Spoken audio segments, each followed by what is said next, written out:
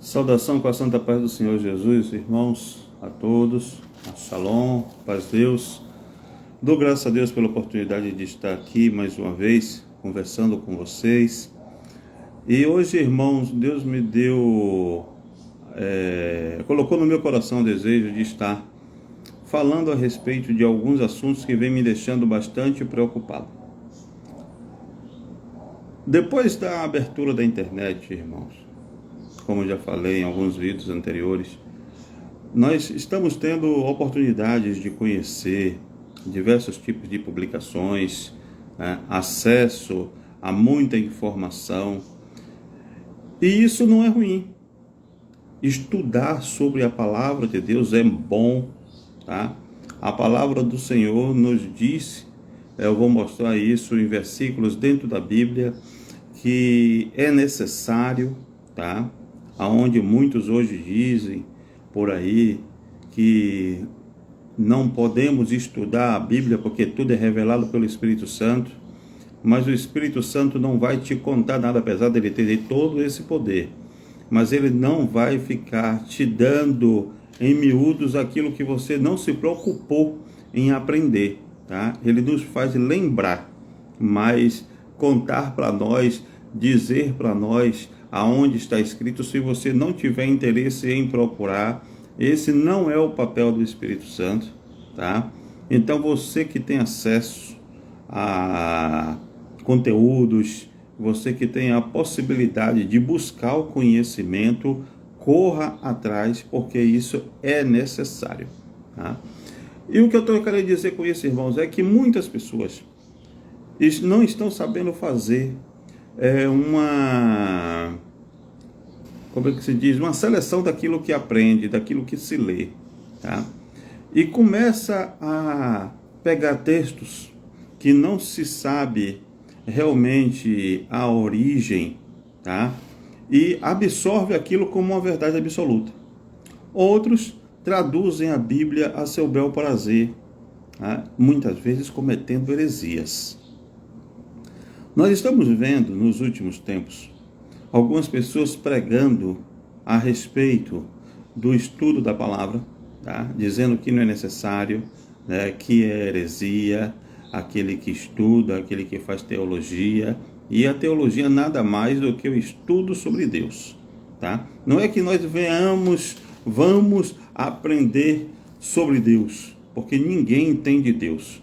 Mas a gente precisa conhecer a história, a originalidade, a origem do seu trabalho aqui na Terra. Isso através de testemunhos de pessoas que viveram ou de pessoas que foram reveladas pelo Espírito Santo e contam a história do Gênesis, conta a história de Israel, a origem das famílias patriarcais. Então, isso é teologia, isso é conhecer Deus, conhecer a essência daquilo que Deus tem para nós, a humanidade. E isso não é pecado, você aprender, tá? Só que muitas pessoas estão estudando a Bíblia e conforme a palavra diz que nós precisamos confiar nela, porque ela é a inerrante e a infalível palavra de Deus, ela não pode se contradizer, certo, irmãos? E quando é que a Bíblia se contradiz? Quando nós tentamos explicar ela de forma errada, porque a Bíblia por si só ela se responde, ela não entra em contradição. A Bíblia foi escrita por mais de 40 homens, por mais de 400 anos, em três continentes diferentes: europeu, asiático, africano. E o que acontece, irmão, em três línguas diferentes, tá? Em hebraico, em grego, em aramaico, né, irmão? E o que acontece, irmão, ela não se contradiz. Esses homens nunca se conheceram, a grande maioria deles, quem escreveu realmente o Antigo Testamento, não conheceu quem escreveu o Novo Testamento, né? mas as profecias do Antigo Testamento se cumprem no Novo Testamento. E como é que isso poderia acontecer se não fosse uma revelação do Espírito Santo? Correto, irmãos? Só que precisamos entender o que lemos. Hoje tem alguns irmãos pregando, por sinal, em relação à Santa Ceia, que não é mais necessário a Santa Ceia, tá? Porque a Santa Ceia tem um versículo que diz que a gente só vai tomar a Santa Ceia agora, depois do arrebatamento da igreja. E a Bíblia não está dizendo isso. Vamos pegar a nossa Bíblia no livro do Evangelho segundo Mateus, capítulo 26, no versículo 29 em diante. E vamos ler juntos. Capítulo 26, no versículo 29. Vamos pegar no 28 em diante. Diz assim: Evangelho segundo Mateus, capítulo 26, no versículo 28 em diante. Porque isto é o meu sangue, o sangue do Novo Testamento, que é derramado por muitos para a remissão dos pecados. E digo-vos que desde agora não beberei deste fruto da vide, até aquele dia em que o beba de novo convosco no reino de meu Pai. Ele não está dizendo que não é para nós não darmos mais continuidade no sacramento, na ordenança da Santa Ceia. Ele está dizendo que ele não beberei, ele está falando dele, na primeira pessoa, deste fruto da vide, até aquele dia em que o beba, quer dizer, o beba de novo, o beba novamente do fruto da vide, convosco, quer dizer, com vocês, no reino do meu Pai. Então ele não está falando dos discípulos, ele está falando dele. Então a exegese bíblica, irmãos, precisa... Ô Tata, graça e paz, filhinha, Deus te abençoe. A exegese precisa que você tenha pelo menos um conhecimento da língua portuguesa, ou da língua que você fala, para você poder fazer a colocação certa daquilo que você está ensinando, tá? Quando nós vamos também para o livro da primeira carta aos Coríntios, capítulo 11,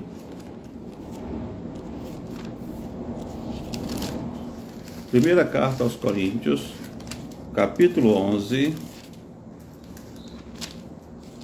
no versículo 24 a 26,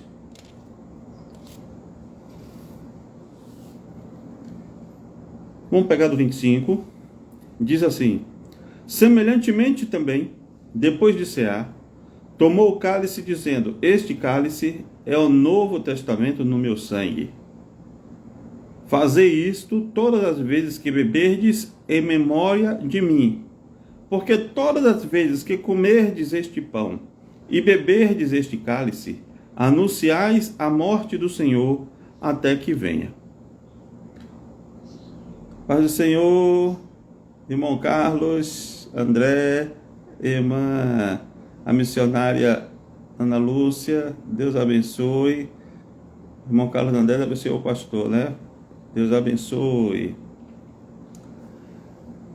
Olha o que diz o versículo, irmão. Vamos ler de novo.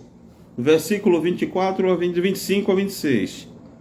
Semelhantemente também, depois de cear, tomou o cálice, dizendo: este cálice é o Novo Testamento no meu sangue. Fazei isso todas as vezes que beberdes em memória de mim. Porque todas as vezes que comerdes este pão e beberdes este cálice, anunciais a morte do Senhor até que venha. Como é que a gente, irmão, anuncia a morte de Cristo se a Santa Ceia, a primeira Santa Ceia, feita pelo Senhor, foi feita antes da morte dele? Como é que eu vou estar anunciando a morte dele se eu só tomei a primeira Santa Ceia antes da morte? Então, para eu continuar anunciando a morte dele, eu tenho de dar continuidade àquela ordenança. Todas as vezes que comerdes este pão ou beber o cálice do Senhor, e dignamente será culpado do corpo e do sangue. Isso é mais embaixo, que a gente precisa se examinar para poder participar. Mas ele diz assim: toda vez que comerdes este pão e beber este cálice, anunciai a morte do Senhor até que ele venha. E isso não é uma determinação que deveria ser isenta depois da morte dele. Tanto que não é, irmão, que todos os mandamentos que Paulo continuou apregoando para a igreja, ele recebeu no Gálatas. Se a gente for para o primeiro de Gálatas, vamos ler juntos? O livro de primeiro aos Gálatas.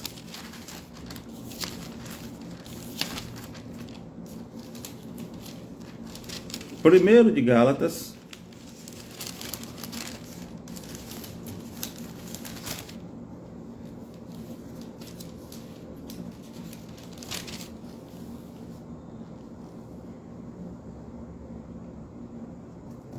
A partir do versículo 11, diz assim: mas faço-vos saber, irmãos, que o evangelho que por mim foi anunciado não é segundo os homens, porque não recebi, nem aprendi de homem algum, mas pela revelação de Jesus Cristo. Então, se Paulo, lá no livro de Coríntios, ele fala a respeito da Santa Ceia, e que é para a gente fazer menção, todas as vezes que comerdes e beberdes do pão e do vinho, fazer isso em memória de mim. Então isso foi uma determinação, uma ordenança dada ao apóstolo Paulo através do Senhor Jesus em revelação. Certo, irmãos? Ficou bem claro? A Santa Ceia não era para somente os apóstolos antes da sua morte. Era para fazer isso em memória da morte dele. Certo? E tem uma outra situação. Em memória e em memória. Em memória, ele está morto. Em memória, ele está vivo. Ele está entre nós. Amém? Uma outra situação, irmãos, que nós estamos vendo também, algumas pessoas falando a respeito, é de que a Bíblia, ela não é a infalível palavra de Deus. Vamos ler a Bíblia no livro de 1 Timóteo, capítulo 3, no versículo 16.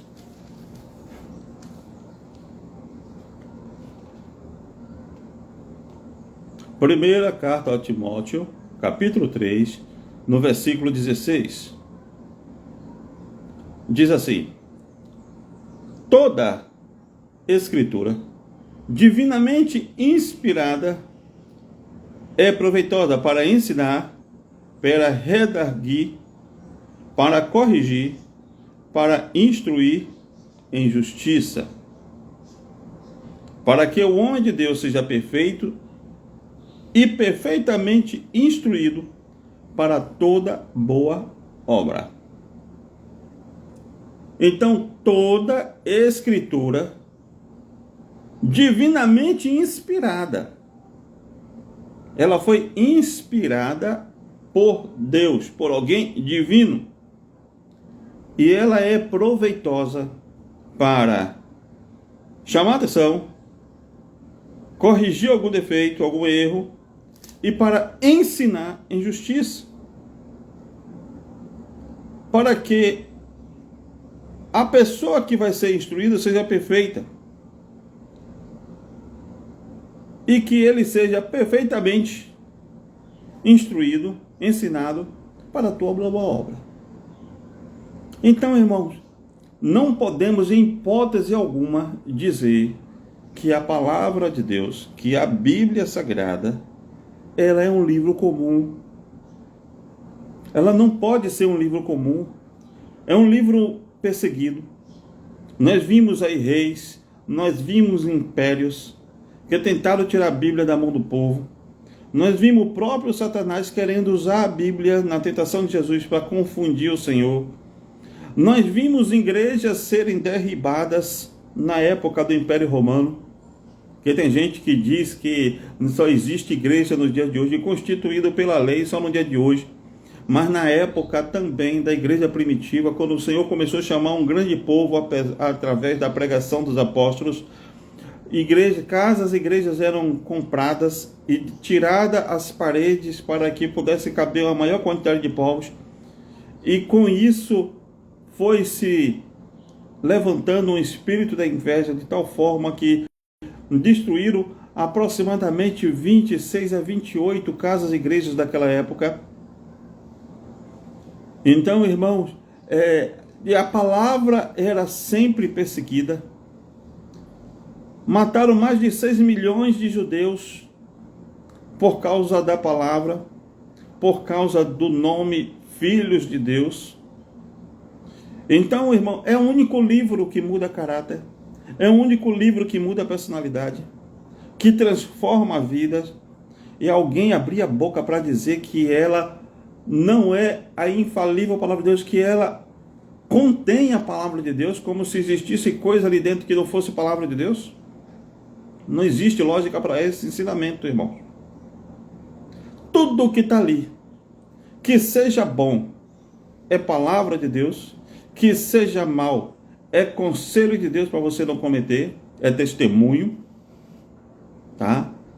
E as ordenanças que são dadas tanto no Antigo Testamento, através dos 10 mandamentos, como para a constituição da igreja, através de Paulo, através de Pedro.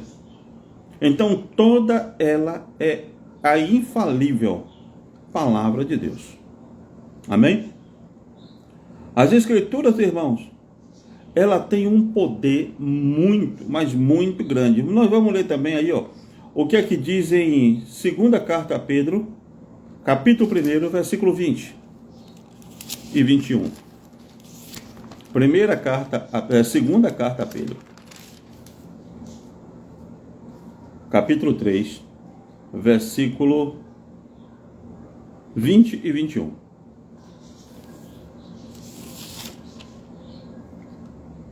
Segunda carta a Pedro, capítulo 1, versículo 20 a 21. Diz assim: sabendo primeiramente isto, que nenhuma profecia da Escritura é de particular interpretação, porque a profecia nunca foi produzida por vontade de homem algum, mas os homens santos de Deus falaram, inspirados pelo Espírito Santo. Olha que coisa interessante, né, irmãos? Derruba qualquer tese, derruba qualquer informação de que a Bíblia contém. A Bíblia não contém nada, a Bíblia é a infalível palavra de Deus. E ela não foi produzida por vontade de homem algum, mas os homens santos de Deus falaram inspirados pelo Espírito Santo. E ela não pode ser também de particular interpretação.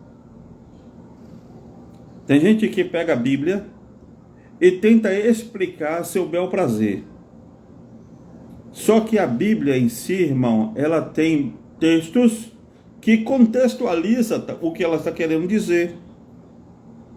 Então, a gente pega um texto e através de referências bíblicas ou exemplos dentro da própria Bíblia, a gente consegue entender o que o Senhor está querendo falar. Porque um texto que não tem contexto vira pretexto. Então, toda a Bíblia ela é contextualizada pelo Espírito Santo. Amém? Vamos ler também, irmãos, no capítulo na carta 2 Timóteo 3, no versículo 15.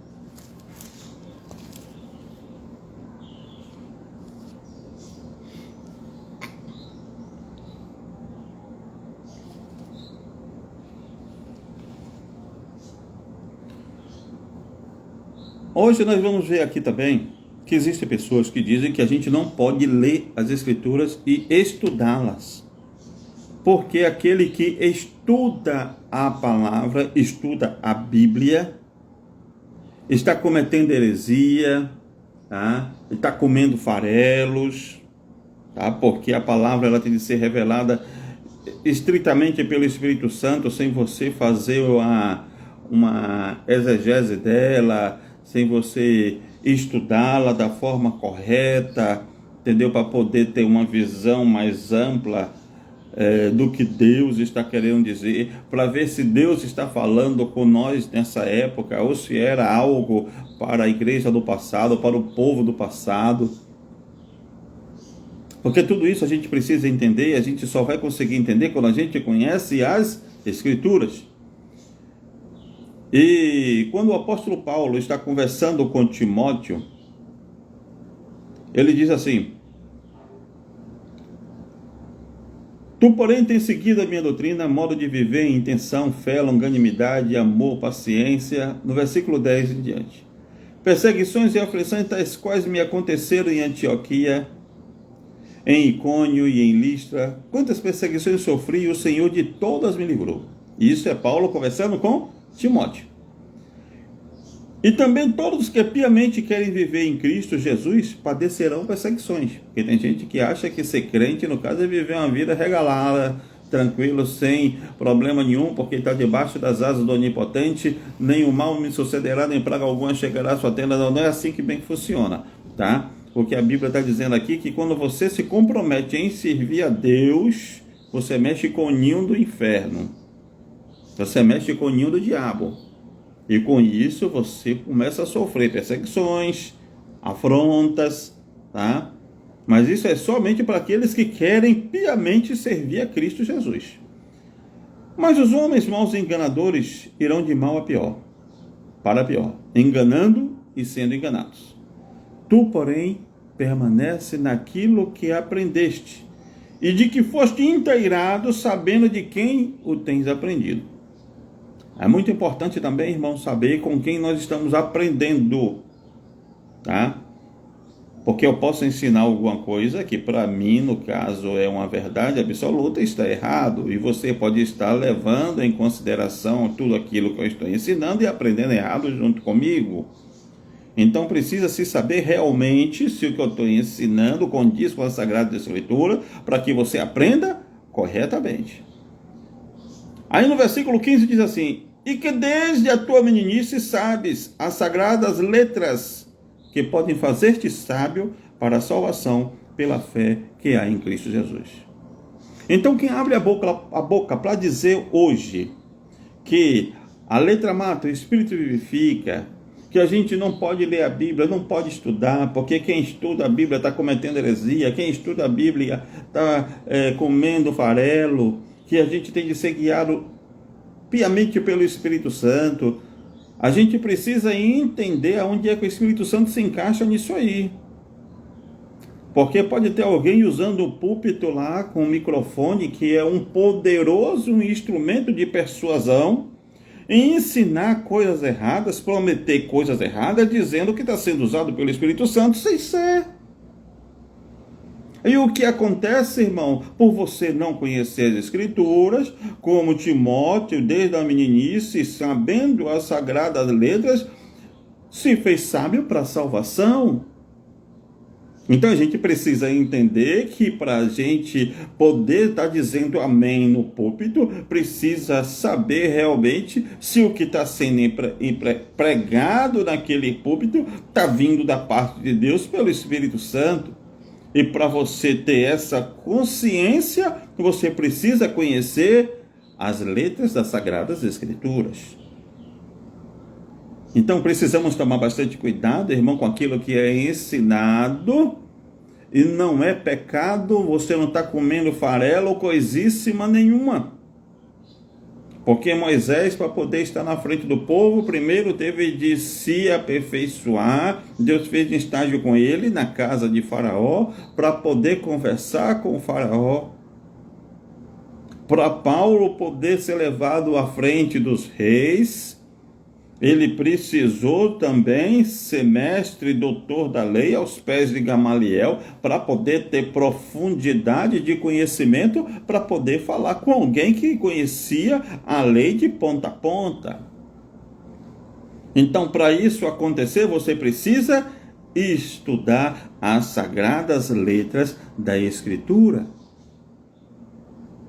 Então, irmão, precisamos ter conhecimento.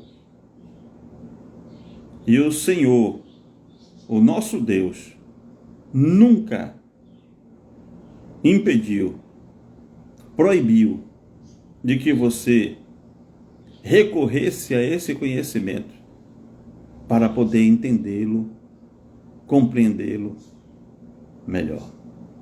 Tá bom, irmãos? Então, Deus em Cristo nos abençoe. Continuem servindo ao Senhor na simplicidade. Mas quando puderem, quando tiverem condição de estudarem um pouco da palavra, estudem a palavra, conheçam mais profundamente a respeito, mas busque também contextos para confirmar aquilo que você está lendo, para ver se não contradiz com as Sagradas Escrituras, tá? Porque é importante conhecer a palavra de Deus. E quanto ao ensinamento da Santa Ceia, que Deus deu a graça de falar aqui, ela não parou naquela ceia, naquela Santa Ceia que foi feita pelo Senhor Jesus antes da sua morte. É para nós continuarmos fazendo prática dela, de forma ordeira, de forma santa, porque através dela anunciamos a morte de Cristo até que Ele venha.